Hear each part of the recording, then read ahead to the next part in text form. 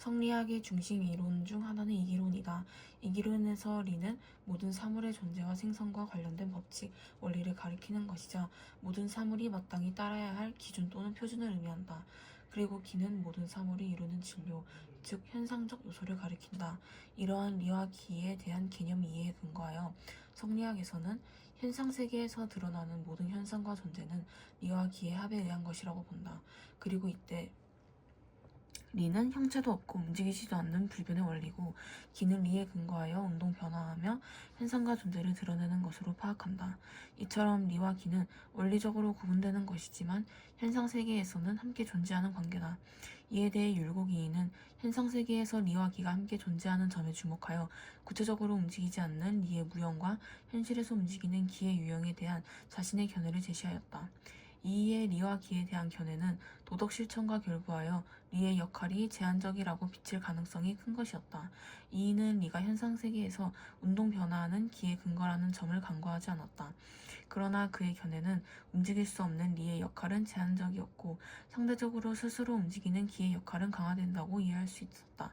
이러한 리와 기에 대한 이의 논의는 도덕 실천과 관련하여 선한 본성에는 리의 실현이 현실에서 운동 변화는 가치 중립적이고 악으로 흐를 가능성이 있는 기에 의해 주도되는 것으로 이어질 수 있다는 점에서 성리학에서 추구하는 도덕의 실현을 제한하는 것으로 해석되기도 했다.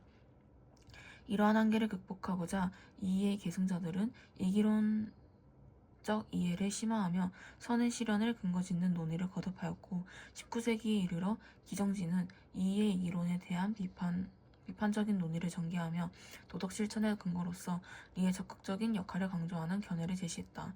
기정진의 이기론은 도덕적 세계를 이상으로 삼고 이를 구현하기 위한 내용과 관련한 이론으로서 도덕적 가치를 리에서 찾아야 한다는 것이었다.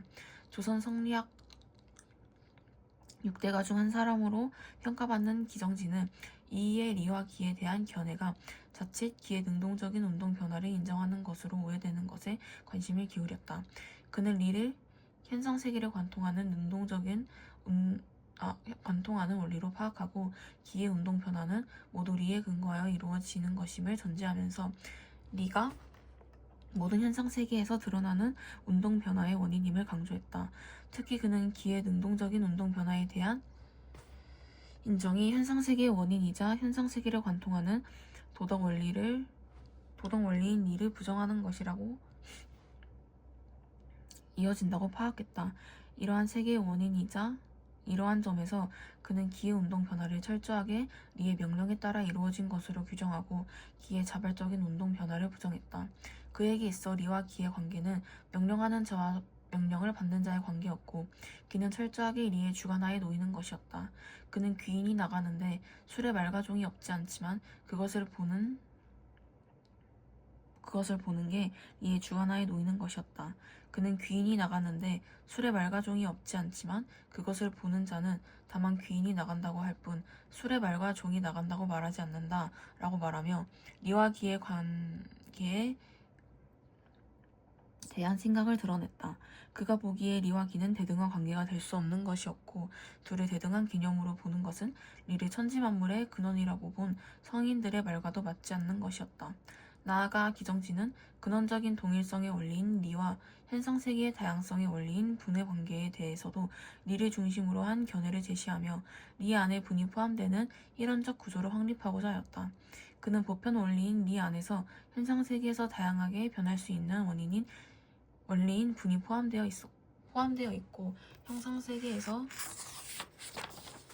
드러나는 다양한 분의 원리에는 보편적 리가 갖추어져 있다고 보았다. 그는 리와 분이 나누어지면 보편 원리와 현상세계가 유기적 연관성을 잃게 되는 문제가 발생한다고 지적하며 리와 분이 분리될 수 없는 것을 강조했다. 그는 현상세계에서 다양한 존재와 현상이 드러나는 원인이 기가 아니라 리에 의한 것임을 강조하여 현상세계가 리의 구현임을 원리적으로 확인하고 도덕 실천의 근거가 현상세계에 갖추어져 있음을 확인하고자 했다. 현상세계가 리의 체계에 따른 것이고 도덕 실천의 근거가 현상세계에 있을 뿐 아니라 실현될 수 있음을 강조한 기정진의 논의는 그의 사후의 비판을 받기도 했다. 특히 이의 학문을 철저하게 계승하고자 한 전후는 신하가 군주의 명령을 할 때 그 행위는 군주로부터 나온 것이지만 결국 신하의 요 군주의 행위가 아니다 라고 말하며 리와 기의 관계에 대한 기정진의 주장을 반박하였다. 그는 기정진의 리에 대한 견해가 리에 대한 성리학의 원칙, 즉 리는 구체적으로 움직이는 것이 아니라는 것을 부정하고 지적하는 듯 비판의 강도를 높였고, 기정진의 제자들은 이에 맞서 스승의 학설을 옹호하였다. 의의 계승자들 간에 전개된 이 논쟁은 비록 확실한 결론에 도달하지 못했지만 현상세계의 이해에 그치지 않고 이면에 감추어진 근원적 체계를 직시하려 한 기정진의 사상은 위정척사 운동 등을 주도한 19세기 후반 이후의 실천적인 유림들에게 적절하지 않은 영향을 끼쳤다.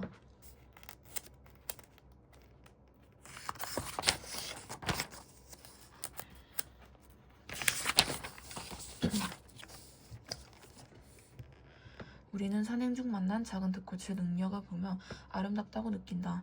두 높이 솟은 산봉우리를 바라보며 그 광경이 장엄하다거나 숭고하다고 느끼기도 한다. 칸트는 이러한 미와 숭고의 판단이 우리에게 즐거움, 즉 쾌를 준다는 점에서 공통적이라고 보았다. 나아가 둘은 개념을 통해 대상을 인식하는 논리적 판단이나 외부 세계의 정보를 알게 하는 감각적 판단이 아니라고 보았다. 논리적 판단과 감각적 판단이 모두 객관과 관계된 것이라면 미와 숭고는 오직 주체가 느끼는 감정, 즉 주관과 관련된다는 것이다. 그런데 칸트에 따르면 미와 숭고의 판단은 모두 특수한 대상에 대한 주관적 판단이지만 우리는 다른 모든 사람도 그 대상에 대해 자신과 같이 판단할 것이라고 생각했다. 즉 사람은 자신에게 아름답거나 숭고한 대상은 남에게도 그럴 것이라고 여긴다. 이러한 점에서 칸트는 미와 숭고의 판단이 모두 반성적 판단, 즉 특수한 것으로부터 보편적인 것을 발견하는 판단이라고 보았다. 하지만 칸트는 다음과 같은 점에서 미와 숭고가 서로 구분된다고 보았다. 첫째, 미는 형식을 가진 대상에서 경험되는 반면 숭고는 무형식적 대상에서 경험된다.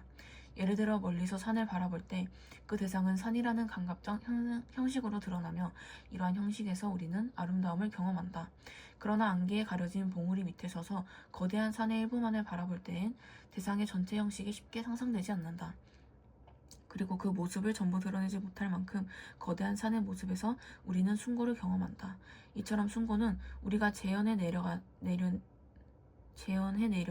형식의 한계가 없기 때문에 발생한다.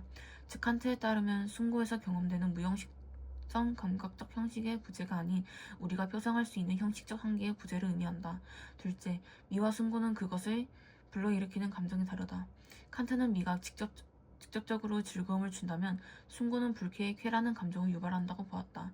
우리는 어떤 거대한 대상과 대면했을 때 그것의 전체 모습을 재현해내기 위해 쓰는 과정에서 자신의 지각 능력의 한계에 도달하는 불쾌한 경험을 하게 된다. 그리고 이러한 불쾌의 감정을 거쳐 결국 숭고라는 쾌의 감정을 만나게 된다. 즉 하나로 파악해낼 수 없는 거대한 대상에 대한 압도의 경험은 1차적으로 그 대상에 대한 반발을 유발하지만 이러한 반발을 매개로 오히려 대상에 대한 이끌림을 경험한다. 이러한 점에서 칸트는 숭고에서는 미에서 발생하는 고요한 관조라는 마음의 상태와는 다른 마음의 운동, 즉 감동이 발생한다 보았다. 셋째, 칸트는 한목적이고 미와 숭고 사이의 가장 중요한 차이라고 말한다. 한목적성이란 대상과 판단력 사이의 적합성을, 반목적성이란 대상과 판단력 사이의 부적합성을 의미한다. 미로 인한 쾌의 감정은 이 대상이 형식적 한목적성을 지닐 때 즐기는 즐거움이다. 우리가 어떤 대상을 아름답다고 느낄 때 그 대상의 형식은 우리의 판단력이 적합한 것으로 느껴진다. 그런데 숭고의 대상력은 무형식적이어서 우리는 대상을 하나의 표상으로 파악하는 데 어려움을 겪게 되고 대상을 파악하려는 인식의 노력은 좌절된다. 따라서 숭고의 대상은 우리의 판단력에 부적합한 것으로 여겨지는 형식적 반목적성을 지니고 있다. 하지만 칸트는 숭고의 형식적 반목적성을 갖기 때문에 오히려 이성적 한목적성을 갖게 된다고 보았다. 우리는 거대한 대상을 하나의 감각적 표상으로 재현하는 것에 실패하면서 불가능한 재현을 추동하고 있는 것이 바로 이성의 힘이라는 것을 깨닫게 된다. 숭고한 대상에서 무형식성 표상되는 까닭은 전체에 대한 재현을 요구하는 이성의 총체성의 요구 때문이다. 따라서 칸트는 우리가 숭고를 판단할 때 대상 자체가 아니라 대상에 의해 유발된 우리 자신의 숭고함을 판단하는 것이라 보았다. 숭고의 체험을 통한 감동이나 존경, 장엄함의 감정은 대상을 매개로 우리 안에 있는 이성에 대해 느끼는 감정이란 것이다. 즉 대상의 아름다움의 근거는 대상 자체에서 찾을 수 있지만 대상에 대한 숭고함의 근거는 대상의 표상 속의 숭고로 느끼는 우리의 사고방식 속에서 찾아야 한다. 마지막으로 칸트에 따르면 숭고는 미와 달리 우리에게 자연의 개념을 확장시키지 않는다. 자연의 미는 한 목적적으로 자연에 이해할 수 있다는 점에서 자연에 관한 깊은 탐구로 우리를 이끈다. 반면 숭고는 우리라는 이성적 존재와 자연 사이의 연결을 드러내는 데 기여한다. 숭고는 광대한 자연의 표상을 통해 우리의 마음이 감정을 떠나 이성에 몰두하도록 자극한다. 이러한 점에서 칸트는 숭고의 체험이 우리를 형이상적 이념의 세계로 이끈다고 생각하였다.